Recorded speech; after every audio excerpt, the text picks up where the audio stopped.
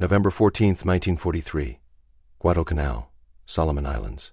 Sergeant Nathaniel Graves crouched in the dense jungle undergrowth, sweat streaming down his face as he listened to the suffocating silence that had settled over the trail. The air hung thick with moisture and the sweet-rotten smell of decomposing vegetation, and somewhere in the canopy above, a bird called out once before falling silent.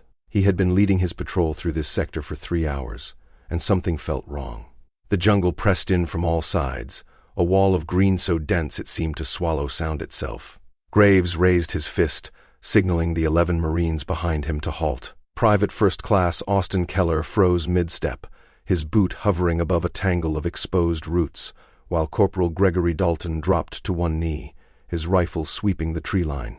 Graves had survived 8 months in the Pacific by trusting his instincts. At 26, he was among the oldest men in his unit, a farmer's son from Iowa who had enlisted the day after Pearl Harbor. The optimism that had carried him through boot camp had been burned away by Tulagi and Bloody Ridge, replaced by something harder and more vigilant. He knew the jungle now, knew its rhythms and its silences, and this silence was different. The trail ahead curved through a natural corridor between 2 massive banyan trees, their aerial roots creating a cathedral-like passage. Standard tactical doctrine would have him advance through such obvious terrain features. They provided the fastest route to the ridge, where they were meant to establish an observation post. But the very obviousness of the path troubled him. The Japanese were not careless. He studied the corridor with narrowed eyes, noting how the vegetation seemed slightly disturbed on the left side, how the shadows fell at odd angles across the trail surface. A leaf moved without wind. His pulse quickened, but his breathing remained steady, controlled by months of experience that had taught him the difference between paranoia and genuine threat. He had seen too many men die from ignoring that small voice of warning. Behind him, Keller shifted his weight, and Graves heard the subtle scrape of equipment. The private was 19, fresh from California, still carrying the eagerness of someone who had arrived in theater only 6 weeks earlier.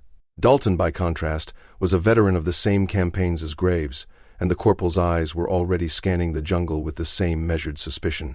They had fought together since the beginning, and they understood each other without words. Graves raised 2 fingers and pointed to his eyes, then gestured toward the corridor. "Watch! Wait!" The signal rippled down the line as each Marine passed it to the next. They melted into the undergrowth, becoming part of the jungle itself, a skill learned through necessity and refined through survival. The temperature must have been 95 degrees, but Graves felt a cold certainty settling in his gut. 5 minutes passed, then 10.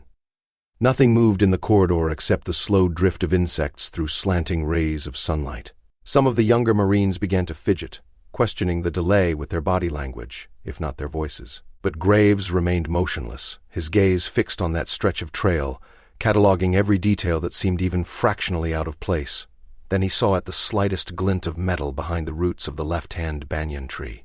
Just a flash, there and gone, but enough. His mind assembled the pieces rapidly. The disturbed vegetation, the convenient kill zone, the perfect fields of fire from elevated positions. It was a textbook ambush, and they had walked right to its threshold. If he had followed doctrine and pushed forward, half his men would be dead within seconds. Graves caught Dalton's eye and made a series of quick hand signals. The corporal's face remained expressionless, but his slight nod conveyed understanding. They had walked into something significant. The question now was how to respond. Retreat would leave the enemy position intact, threatening every subsequent patrol.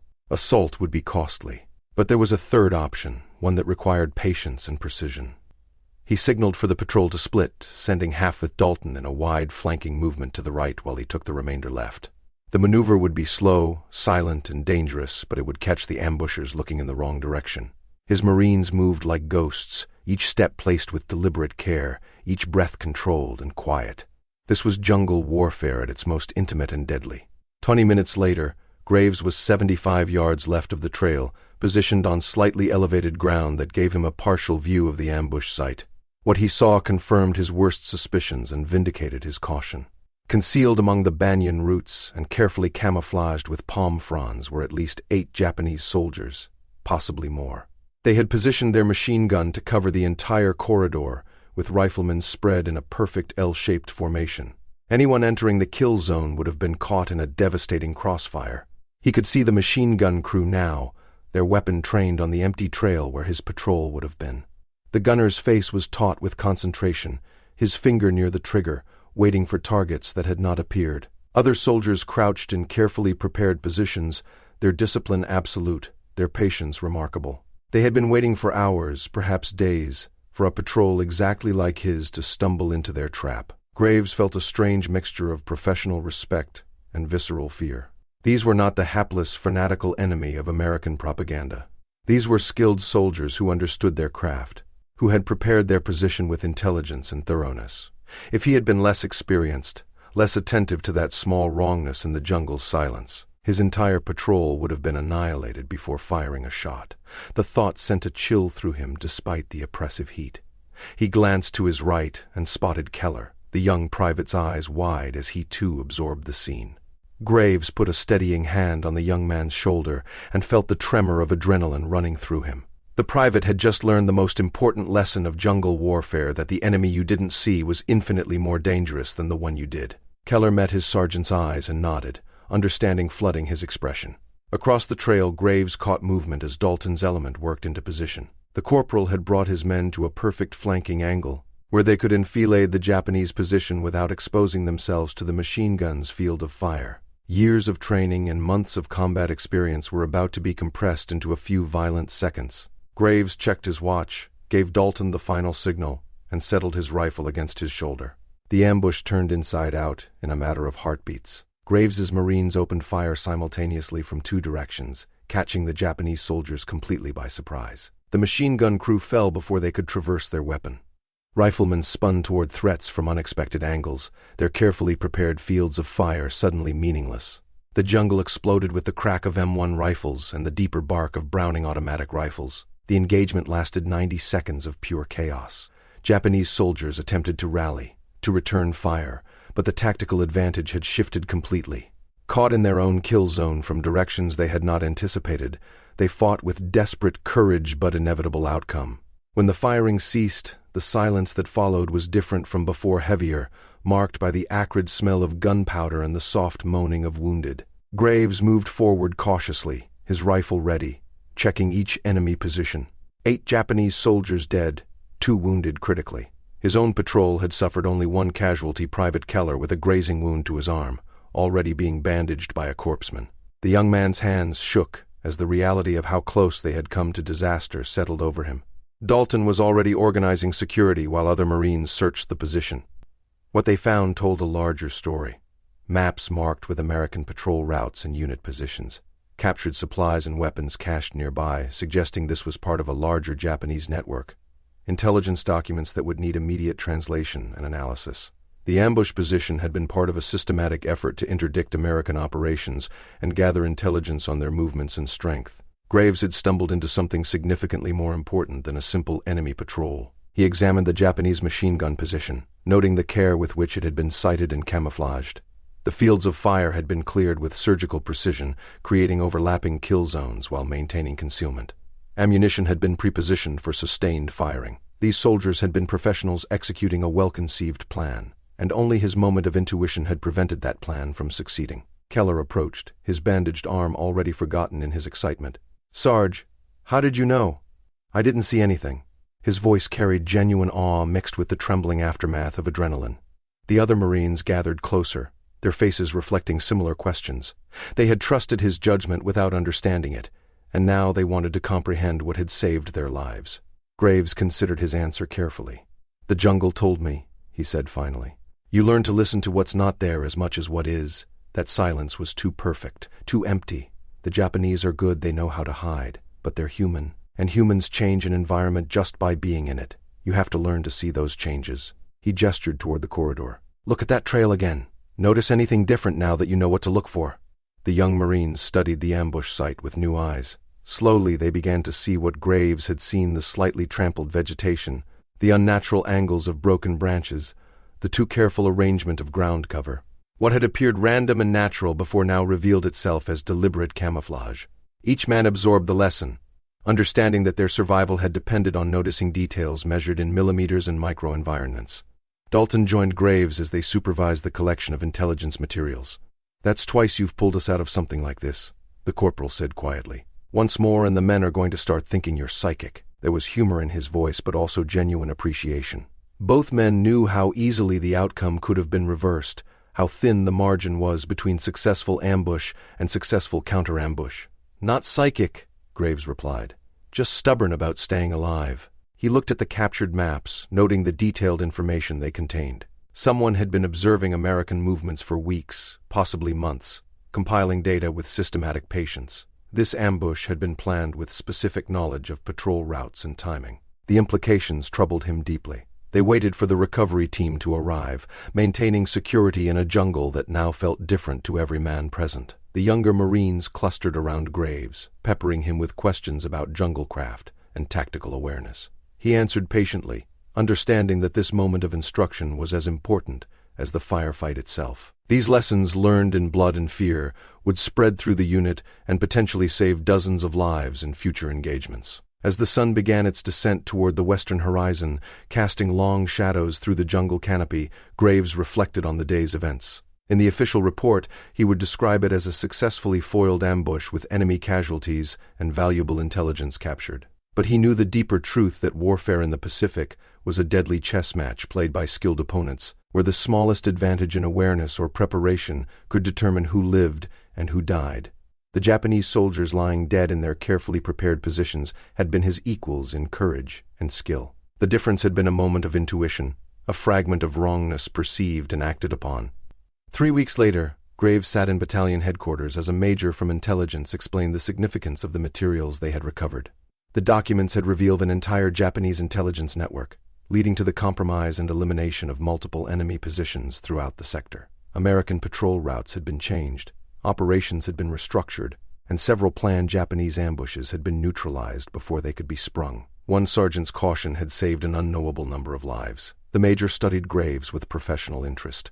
"Your instincts prevented what could have been a significant disaster and led us to dismantle an enemy intelligence operation we didn't even know existed.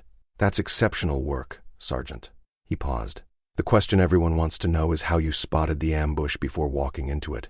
What tipped you off?" Graves thought back to that moment on the trail, trying to articulate something that had been more feeling than thought. "It was the silence, sir, and the way the shadows fell, and something about the trail that felt arranged rather than natural. Individually, none of it would have meant anything, but together, it was enough to make me stop and look harder." He shook his head. "I can't explain it better than that." The major nodded slowly. "The Japanese call it a kind of sixth sense developed through experience. We don't have a word for it, but we recognize its value." He made a note in his file. "You're being recommended for the Silver Star, and more importantly, we want you to help train new sergeants in this kind of tactical awareness. What you have can be taught, at least to some degree, and it needs to be."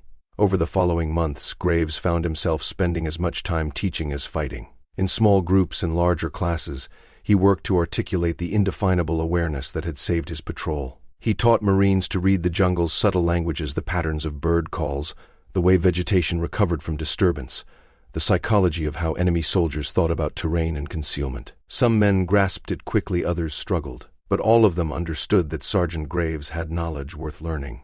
Keller, the young private who had nearly walked into death that November day, became one of his most dedicated students. The experience had transformed the boy's understanding of combat, replacing Hollywood heroics with a quieter, more sustainable form of courage. He learned to move through the jungle with Graves's measured patience, to observe before acting, to trust the small warnings that his senses provided.